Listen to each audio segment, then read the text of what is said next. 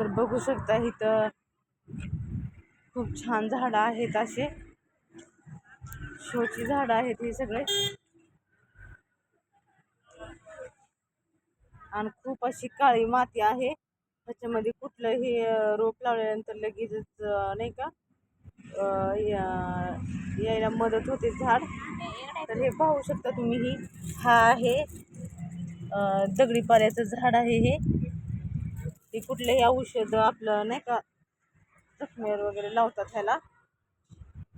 म्हणजे हे